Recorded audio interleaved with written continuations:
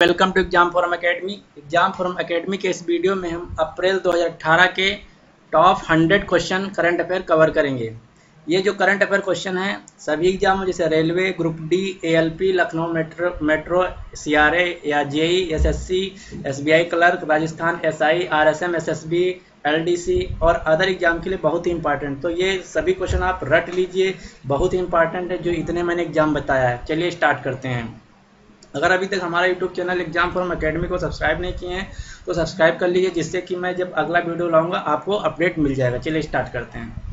पहला क्वेश्चन है, राष्ट्रीय राइफल के 11वें द्विवर्षीय सम्मेलन की अध्यक्षता किसने की जो हाल ही में नगरोटा जम्मू कश्मीर में आयोजित हुआ? अजीत डोवल, राजनाथ सिंह या निर्मला सीतारमण या जनरल बिपिन रावत ने?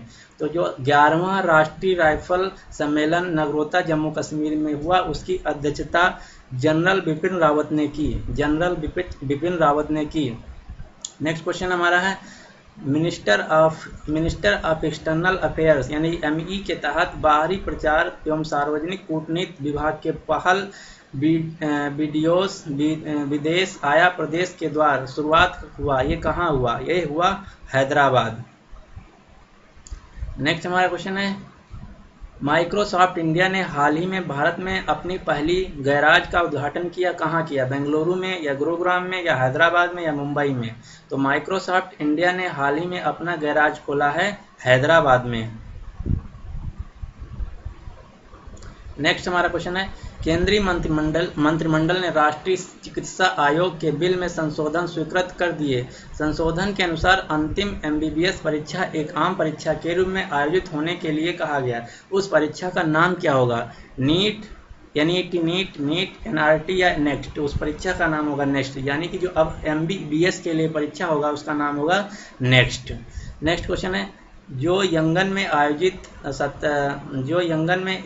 17वीं एशियाई बिलियर्ड्स प्रतियोगिता हुआ उसमें खिताब किसने जीता? यानी कि जो यंगून में अभी 17वां एशियाई बिलियर्ड्स चैंपियनशिप हुआ उसको कौन जीता? तो उसको जीता भारत के पंकज आडवाणी ने।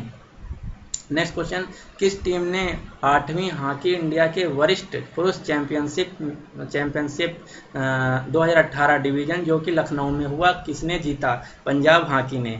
यानी कि हॉकी इंडिया की वरिष्ठ पुरुष चैंपियनशिप जो लखनऊ में हुआ उसको जीता हॉकी पंजाब ने। नेक्स्ट सवाल, अपनी तरह की कीट संग्रहालय का पहला उद्घाटन किया गया है। मतलब एक कीट संग्रहालय, कीट म्यूजियम बनाया गया। कहाँ बनाया गया? कोयम्बटूरू तमिलनाडु में। ये और याद रखना, जो अभी तितली संग्रहालय बनाया गया वो कानपुर उत्तर प्रदेश में बनाया गया, तो इससे कंफ्यूज मत होना। फिर है, ललित कला अकादमी ने पहली बार अंतर्राष्ट्रीय प्रिंट बीएनएल की मेजबानी की। वो किस शहर में की? अंतर्राष्ट्रीय प्रिंट बीएनएल की मेजबानी की किस शहर में की? न्यू दिल्ली, यानी कि नई दिल्ली।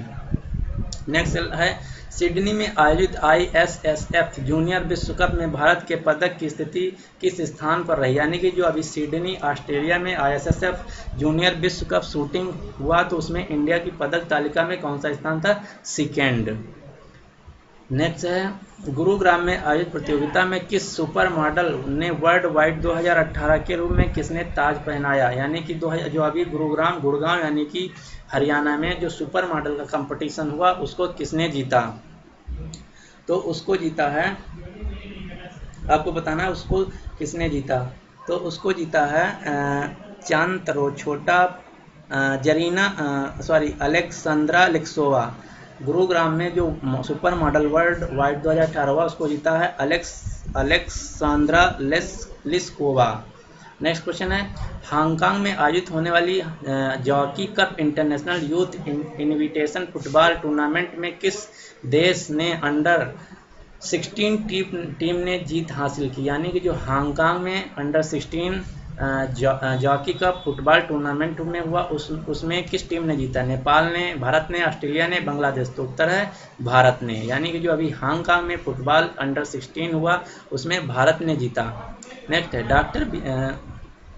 नेक्स्ट क्वेश्चन है, डॉक्टर बी.आर. अम्बेडकर की जयंती हर साल राष्ट्रीय सामाजिक न्याय दिवस के रूप में मनाई जाएगी। ये घोषणा की किस तारीख को मनाई जाएगी? 14 अप्रैल को। नेक्स्ट क्वेश्चन है, किस केंद्रीय मंत्री ने नई दिल्ली में जनजातियों के भारत आउटलेट में डिजिटल कॉमर्स पहल ई ट्राइवेज इंडिया की शुरुआत की? यानी कि किस मंत्री ने पहली बार ई ट्राइव या ट्राइब्स इंडिया का शुभारंभ किया? वो है जुअल ओरम, जो कि ट्राइब्स के मिनिस्टर भी हैं। Next question, ओकला speed test global index के अनुसार ब्रॉडबैंड स्पीड के लिए भारत का कौन सा रैंक है? यानी कि ओकला जो कंपनी है उसने अभी रैंक निकाला है ब्रॉडबैंड की पूरे विश्व में, तो उसमें इंडिया का क्या स्थान है? 67th। नेक्स्ट क्वेश्चन है, भारत ने दुनिया को चौथे सबसे बड़े ऑटोमोबाइल बाजार बनाने के देश से आगे निकल गया, उस किस देश को पछाड़ा है? जर्मनी को पछाड़ा। यानी कि भारत ने ऑटोमोबाइल के क्षेत्र में जर्मनी को पछाड़कर दुनिया में नंबर 4 पे हो गया। नेक्स्ट क्वेश्चन है, भारत सरकार के प्रधान वैज्ञानिक सलाहकार के रूप में नियुक्त किया गया है? भारत सरकार के प्रधान वैज्ञानिक सलाहकार के रूप में नियुक्त किया गया है के विजय राघवन को। अगला सवाल, ऑस्ट्रेलिया के गोल्ड कोस्ट में 2018 में राष्ट्रमंडल खेलों के उद्घाटन समारोह के लिए भारतीय दल के झंडा वाहक के रूप में कौन चुना गया? यानी कि जो अभी गोल्ड कोस्ट ऑस्ट्रेलिया में कॉमनवेल्थ गेम्स हुए हैं तो उसमें फ्लैग बीरर कौन है? वो है पीवी सिंधु। अगर पूछे इंड सिरोमनी यानी कि लास्ट में जो फ्लैग बीरर वो कौन है? वो है मैरी कॉम। अगला सवाल, सामाजिक न्याय मंत्रालय ने जारी आंकड़ों के मुताबिक भारत में सबसे ज़्यादा संख्या में भिखारी किस प्रदेश में है? यानी कि सामाजिक न्याय मंत्रालय जो है उसके अनुसार भारत में सबसे ज़्यादा भिखारी किस राज्य में है? तो उत्तर है पश्चिम बंगाल। सबसे कम अगर पूछे तो लक्षद्वीप, जो कि एक यूनियन टेरिटरी है। नेक्स्ट है हमारा क्वेश्चन, केंद्रीय औद्योगिक सुरक्षा बल CISF के महानिदेशक यानी डायरेक्टर जनरल के रूप में नियुक्त किया गया है किसको? विनीत चंद्र को, पीयूष भागत को, आनंद बजाज को या राजेश रंजन को? तो केंद्रीय औद्योगिक सुरक्षा बल CISF के महानिदेशक को नियुक्त किया गया है राजेश रंजन को। अगला सवाल है, 2018-19 के लिए सॉफ्टवेयर और सेवा कंपनियों की जो मुख्य शीर्ष कंपनी है नासकॉम, नेशनल एसोसिएशन के अध्यक्ष के रूप में किसको चुना गया है?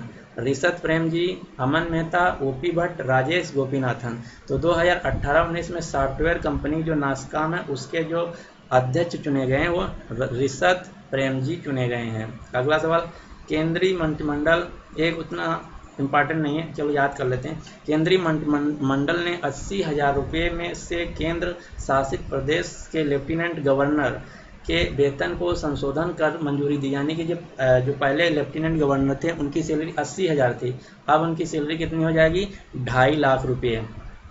अगला है, हरियाणा के मीसल्स और रूबेला टीकाकरण अभियान के ब्रांड एम्बेसडर के रूप में नियुक्त किया गया है। यानी कि हरियाणा के मीजल्स और रूबेला जो कि बीमारी का नाम है उसके अभियान के ब्रांड एम्बेसडर के रूप में नियुक्त किया गया है मनु भाकर या साक्षी मलिक या नीरज चोपड़ा या कपिल देव को। तो नियुक्त किया गया किसको? मनु भाकर, जो कि शूटिंग खेलती हैं, इन्होंने अभी गोल्ड भी जीता है कॉमनवेल्थ गेम्स में।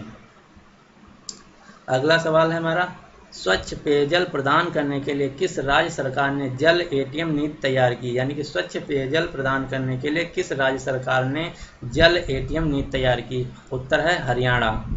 अगला सवाल, भारत में गूगल द्वारा लॉन्च किए गए स्मार्ट स्पीकर का क्या नाम है? यानी कि भारत में गूगल ने अपना नया स्मार्ट स्पीकर लॉन्च किया, उसका क्या नाम होगा? गूगल होम या गूगल एक्सेस या गूगल स्पीक या गूगल डायरेक्ट? तो उसका नाम होगा गूगल होम। यानी कि जो स्पीकर लॉन्च किया गया उसका नाम है गूगल होम। अगला सवाल है, संघ लोक सेवा आयोग यानी कि UPSC के सदस्य के रूप में नियुक्त किया गया किसको? सुशील कुमार को या M सथियावाथी को या राघवेंद्र सिंह को या नवीन वर्मा को? तो संघ लोक सेवा आयोग UPSC के सदस्य के रूप में M सथियावाथी को नियुक्त किया गया है। अगला सवाल है, 11वें विश्व हिंदी सम्मेलन की मेजबानी कौन सा शहर करने वाला? यानी कि 11वां विश्व हिंदी सम्मेलन जो होगा वो कहाँ होगा? पोर्ट लुइस, जो कि मॉरिशस की कैपिटल है। अगला सवाल, एयरपोर्ट काउंसिल इंटरनेशनल द्वारा जारी रैंकिंग के अनुसार 2017 में दुनिया के सबसे व्यस्ततम हवाई अड्डा में इंदिरा गांधी का अंतर्राष्ट्रीय हवाई अड्डा में क्या रैंक था, यानी कि जो 2017 के सबसे ज़्यादा व्यस्त हवाई अड्डे हैं उसमें से इंदिरा गांधी इंटरनेशनल एयरपोर्ट जो कि दिल्ली में क्या स्थान था, उसका स्थान था 16वां। अगला सवाल, बैंक बोर्ड ब्यूरो यानी कि बीबीबी के अध्यक्ष के रूप में नियुक्त किया गया किसको, तो इसका आंसर है Bhanu Pratap Singh. Bank board bureau के नए अध्यक्ष चुने गए हैं भानु प्रताप शर्मा, भानु प्रताप शर्मा। अगला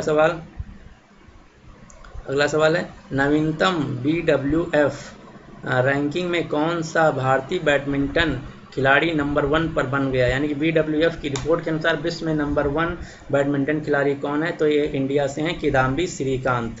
अगला सवाल, प्रधानमंत्री नरेंद्र मोदी ने भारत के सबसे शक्तिशाली इलेक्ट्रॉनिक लोकोमोटिव का अनावरण किया कहाँ पे, वाराणसी में, मधुपुरा में या चितरंजन में या कपूरथला में, तो प्रधानमंत्री नरेंद्र मोदी ने सबसे शक्तिशाली इलेक्ट्रॉनिक रेलवे का जो इनॉग्रेशन किया वो मधुपुरा बिहार में किया। अगला सवाल, किस राज्य के मुख्यमंत्री ने 5000 मेगावाट क्षमता के विश्व के सबसे बड़े सौर पार्क की स्थापना की मंजूरी दी है, ओडिशा के या तमिलनाडु के या गुजरात के या आंध्र प्रदेश के, तो अब जो 5000 मेगावाट क्षमता का सौर पार्क बनेगा जो कि माना जाता है कि विश्व का सबसे बड़ा सौर पार्क होगा, वो बनेगा गुजरात में। अगला सवाल है, किस देश के तटीय तेल और गैस के भविष्य की खोज पर प्रतिबंध लगा दिया गया, मतलब किस देश ने अपने कंट्री के रीजन से जो तेल और मिनरल्स हैं उनको ना निकालने की मंजूरी दी, तो उसका आंसर है न्यूजीलैंड। अगला सवाल, विश्व होम्योपैथिक दिवस कब मनाया जाता है, विश्व होम्योपैथिक दिवस कब मनाया जाता है, ये आपको क्वेश्चन कमेंट में बताना है। ये आपके लिए होमवर्क है कि विश्व होम्योपैथिक दिवस कब मनाया जाता है, 14 अप्रैल को या 16 अप्रैल को या 10 अप्रैल को या 12 अप्रैल को, ये होमवर्क है आपके लिए, ये आपको कमेंट में बताना है। देखने के लिए थैंक यू।